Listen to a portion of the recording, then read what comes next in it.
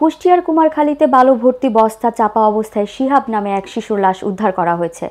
সোমবার উপজেলার চর সাদিপুর ইউনিয়নের চর ঘোষপুর এলাকার একটি মাঠ থেকে লাশটি উদ্ধার করে পুলিশ।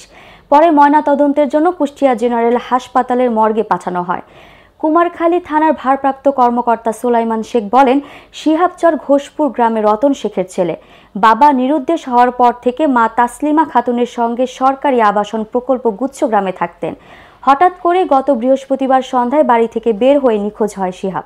নিহত শিশুর নানা আকাতুল্লাহ প্রামাণিক জানান, প্রতিদিনের মতো বৃহস্পতিবার সন্ধ্যায় আগে মাঠ থেকে গরু নিয়ে বাড়ি আসেন শিহাব এবং কিছুক্ষণ পর বাড়ি থেকে বের হয়ে যায় শিহাব।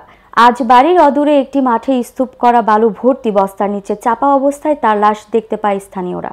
মা তাসলিমা খাতুন বলেন, পাশেই আমার বাবার বাড়ি, বেশিরভাগ সময় সেখানেই থাকতো। সেদিন বাড়ি থেকে বের হওয়ার পর আমরা ভেবেছিলাম ও খালা কিংবা ফুপুর বাড়িতে গেছে। একদিন পার হয়ে গেলেও না ফিরলে সব জায়গায় খুঁজেও শিহাবকে পাওয়া যাচ্ছিল না। কুমারখালী থানার ভারপ্রাপ্ত কর্মকর্তা মোহাম্মদ সুলাইমান শেখ বলেন, বিষয়টি তদন্ত করে দেখা হচ্ছে।